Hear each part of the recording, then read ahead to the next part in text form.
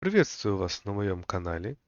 Здесь я не пересказываю сюжет, а разбираю игры, как они устроены изнутри. Где левел дизайн работает тонко и почти незаметно, а где начинает давать сбой и путает игрока. Я продолжаю разбирать Stray. Это довольно атмосферная игра, но атмосферы не всегда достаточно. Хорошую игру собирают через ритм, через пространство, через темп движения игрока. В этой серии я детально разберу, как выстроен игровой флоу, где разработчики ускоряют вас, где специально замедляют и как за счет этого удерживают внимание, даже когда геймплей кажется простым. Это вторая часть, и здесь начинается самое интересное. Поехали! Итак, мы только что прошли через мрачный город, и после этого сразу попадаем в квартиры, да? Первое, на что хочется обратить внимание, это на обилие интерактивных объектов по сравнению с большим пустым и открытым городом. Игрок может многое подвигать, позадевать, много физических объектов, совсем другое ощущение, да? Квартира наполнена деталями, и с каждой из этих деталей хочется повзаимодействовать. И в этом смысле разработчики правильно сделали, что наполнили ее такой возможностью. Второй момент, который хочется обратить внимание, это цвет. Первый цвет, который мы видим, это оранжевый. Оранжевый и желтый зачастую у нас ассоциируются с безопасностью. Тут у нас идет секция с головоломками, и чем мне нравится подход к решению данных головоломок, видите, нам нужно собрать 4 элемента, и одно из решений подводит к следующему, да, то есть все эти элементы взаимосвязаны. То есть какие-то просто разбросаны, но одни наводят на другие. Это очень хороший способ компоновки, да, когда игрок идет за одним и находит сразу следующий, как такие хлебные крошки. Это всегда подстегивает интерес и желание изучать пространство. Прелесть Stray в том, что головоломки достаточно несложные и отлично вписываются в общий флоу. Да? Если бы пришлось потратить время, было бы совсем не то же самое. Это сбило бы нас. Здесь же мы направлены в сплошное движение. Здесь хочу отметить следующий прием. О рассказе задач без диалогов. Как только игрок входит в эту комнату, он сразу получает визуальный сигнал о том, что он ищет на самом деле. Да, вот эта иконка робота, которая есть на каждом мониторе, она напрямую указывает нам, что мы ищем. А после обнаружения, посмотрите, вот эта желтая лампа, она же ярким сочным маркером говорит нам о том, что делать дальше. Опустим нарративную составляющую и пойдем дальше. Вот наш персонаж получает, собственно, новый инструмент. И теперь учится взаимодействие с ним, да, то есть мы имеем инвентарь как таковой и возможность его использовать. Очень важно после получения нового инструмента дать игроку сразу попробовать использовать его, чтобы закрепить у него причинно-следственную связь. Вот мы научились пользоваться инвентарем, и у нас появляется следующая задача найти код двери, да? То есть новый тип головоломок, и в этом смысле он отлично сочетается со старым, когда игрок обучен скидывать предметы, и вот скидывая предметы, он находит новый шифр. Это само по себе отличный способ комбинаторики сочетания предыдущих типов головоломок с новым, да, с небольшим усложнением. Здесь нам говорят о новой лендмарке, некий лифт, да, к которому мы должны стремиться. Но, честно говоря, лендмарка здесь читается довольно плохо, она слишком выражена. Зато я хочу обратить ваше внимание на этот лифт. Сам по себе он является вистой, и помимо того, что мы видим красоты, нас заранее подготавливают к тому, что нас будет ждать дальше. А именно мы видим различного рода мутации, которые повисли на стенах. И, соответственно, мы уже подсознательно ожидаем, что где-то рядом притаилась опасность в виде этих жуков. Небольшая паркурная секция, разбавляющая простое плоское перемещение. Плюс нам дают какие-то небольшие филлерные зоны, абсолютно тупиковые, но тем не менее они есть. Это всегда хорошо. И вот у нас следующий лифт. Здесь нам говорят, что нас потенциально ждет впереди, некая безопасная зона, то, к чему стоит стремиться. И вот у нас второй лифт, и мы видим, как ситуация сгущается. Уже много жуков вокруг. И вот один даже прыгнул, заранее нас подготовил. Небольшая экшн-сессия. То, что нужно. Смотрите, таким простым приемом мы заранее знали, что нас сможет ожидать. И это и случилось, да, нас подготовили, мы были готовы действовать, мы сразу побежали вперед. И давайте сразу рассмотрим, из каких битов у нас будет состоять третья глава, как мы сможем ее разделить, да? То есть то, о чем я говорил в самом начале, нам дают возможность интеракции, множество мелких предметов, все очень просто. Уровень напряжения максимально низок, да, потому что настолько, что был напряженный переход с различными там экшен-элементами погони. И вот у нас следующая глава, явно предназначенная для того, чтобы игрок выдохнул, да, то есть в спокойных желтых тонах, абсолютно безопасное закрытое пространство, и с самого начала мы можем где-то поиграться, мы абсолютно спокойны. Дальше у нас идет несколько головоломок подряд. Не могу сказать, что это прям лучшее решение, да, то есть, возможно, стоило их разбить еще как-то чем-то посередине, но в целом они не занимают прям так много времени, так что где-то, наверное, можно сделать скидку. Плюс вторая головоломка у нас имеет элемент обучения, да, то есть это что-то новое уже, что неплохо. Кстати, говоря об этом, если помните, предыдущая глава заканчивалась на том, что мы вытаскиваем блок питания из вентилятора.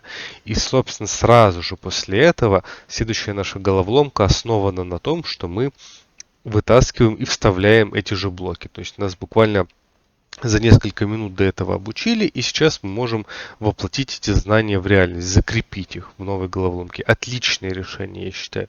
Потому что если бы игрок столкнулся с этой головоломкой, не проходя этап с вентилятором, ему было бы значительно сложнее. Ну, соответственно, на графике напряжения это не выглядит как нечто сложное, да. Дальше у нас идет Vista. Тоже я ее выделил отдельным битом, потому что она комбинирует наши эмоциональные, наши эмоции, да, те ощущения, которые мы испытали в процессе прохождения. До этого с головоломками было немножко скучновато, да, там не было экшена, не было каких-то особых движений. И тут мало того, что мы двигаемся значительно быстрее, так и перед нами еще открывается довольно живописная картина. Это смена эмоций. Это очень хорошо влияет на флоу ваше. После нам дают маленькую, мы увидели, что там, да, какая-то опасность, выдыхаем, нам дают маленькую передышечку, где мы чуть-чуть паркурим, и дальше у нас идет резкий, короткий скачок напряжения, но за счет того, что мы были подготовлены несколькими вистами, показывающими опасность заражения, мы уже знали, что потенциально игрок догадывался, да, что что-то может его ждать впереди. Особенно классно был момент, когда в конце второго спуска на ведре на кота прям пытается напрыгнуть один из жуков, пока он еще едет. И нам это говорит о том, что опасность нас точно будет поджидать внутри. Это отличное режиссерское решение.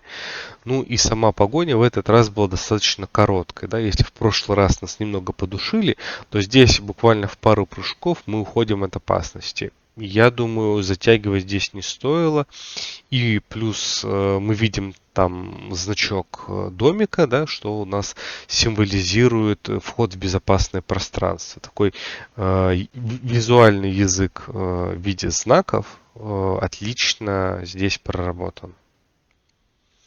Ну и, собственно, если говорить о чередовании пространств, сама глава по себе маленькая, но при всем при этом авторы умудрились и это здесь показать, да, то есть мы вначале в квартире, несмотря на то, что вся глава называется квартира, мы не только в закрытом пространстве, в конце вот нам на открытом воздухе дарят несколько ярких эмоций.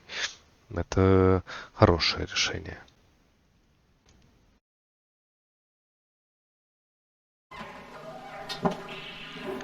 Так, мы попадаем в следующую локацию трущоб. Ну и здесь нас ждет сюрприз. Вместо, казалось бы, спокойного, безопасного пространства мы слышим тревожную музыку, видим красные сигнальные огни, совершенно дезориентированы, поскольку все видимые нам роботы разбегаются в разные стороны. Для этого мы видели только мертвых, а живые почему-то бегут от нас.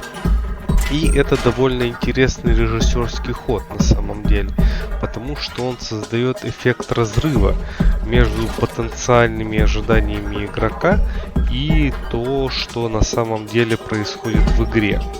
Это такой прием, он помогает удивить игрока.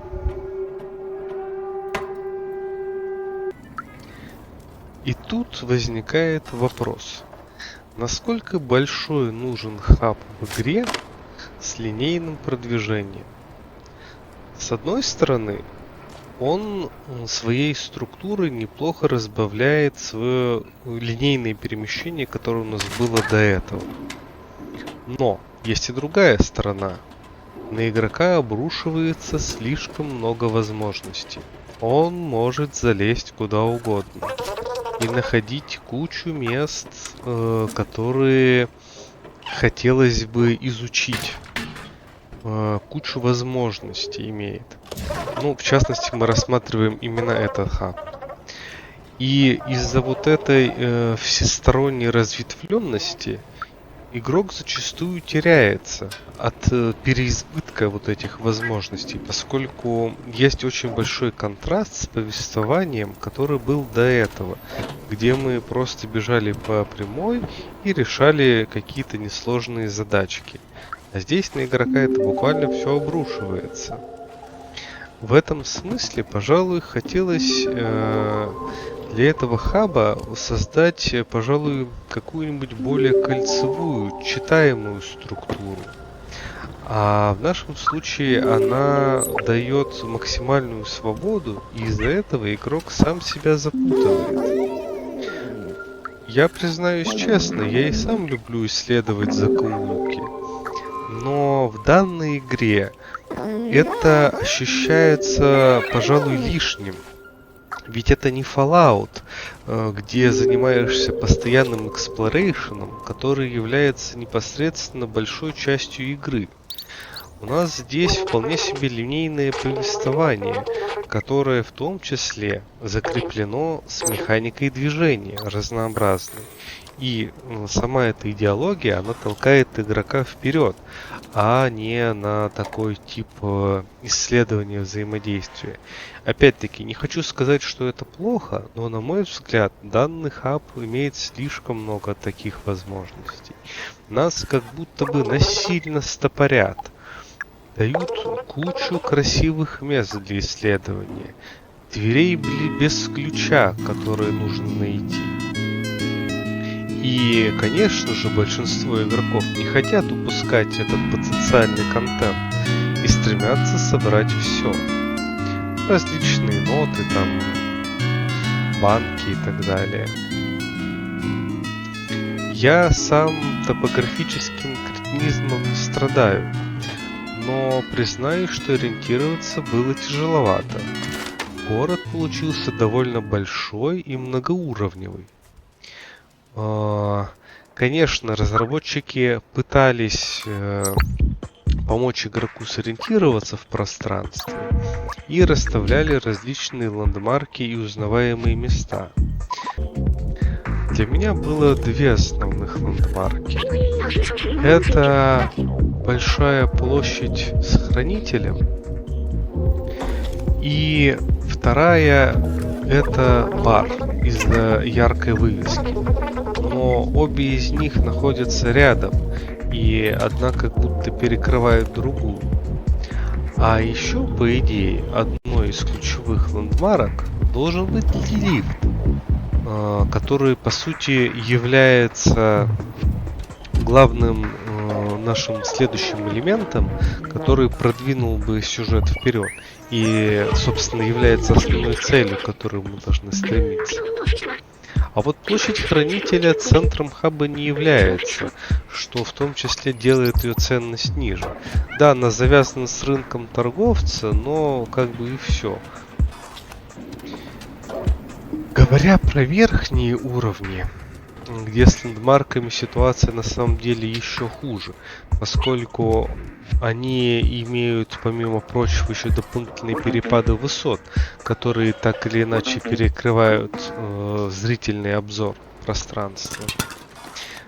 Из верхнего здесь есть только большой оранжевый билборд, но который ведет нас к основному квесту. Но чтобы его увидеть, нужно сильно задрать камеру вверх, что, безусловно, делает его не таким заметным. Также расстраивает квестовая система, которую мы видим в хабе. По сути, все квесты сводятся к найди и перенеси предмет, что бы это ни было. Банки, записные книжки, ноты. Все задания по сути своей однотипны. И только в паре мест есть какая-то дополнительная интеракция с окружением. Я имею в виду момент, когда мы скидываем краску или выключаем вентилятор. Но это единичный случай. И однообразность наравне с беспрепятственным перемещением очень сильно перегружает игрока. Есть множество мест, которые будут привлекать его внимание. И, конечно, игрокам не захочется их пропустить. Но в итоге они будут бродить по одним и тем же подворотням. Куча квестов, которые вроде хочется сделать, но все они повторяются и, к сожалению, не дают какого-то ощутимого импакта от их завершения. Все это ломает флоу. Нет угроз, нет разнообразия. Квесты и точки интереса сильно затягивают пребывание в городе. Само перемещение становится однообразным. И, на мой взгляд, это можно рассмотреть как хороший пример того, как в погоне за добавлением в игру контента в самом флоу появляется скука. Мы проседаем в этом. Наш шкалик падает вниз, шкалик интереса. И, на мой взгляд, хаб и exploration в нем получился душноватым. Конкретно в разрезе этой игры. Хотя, я уверен, многие со мной могут не согласиться. Собственно, пишите об этом в комментариях, мне будет интересно узнать вашу точку зрения. Я не буду надолго задерживаться в изучении каждого нюанса хаба, поскольку, пожалуй, сказал о нем уже все, что хотел. И просто перейду к дальнейшему анализу и изучению рукавов.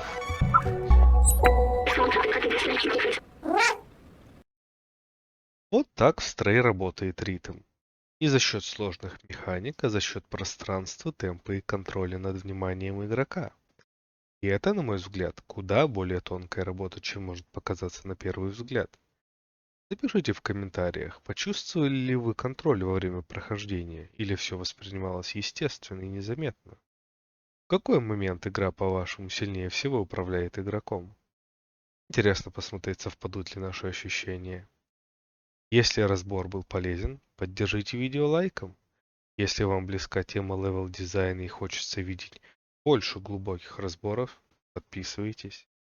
В следующем выпуске разберем, где Stray начинает повторяться и как это влияет на флоу. На этом все. До новых встреч.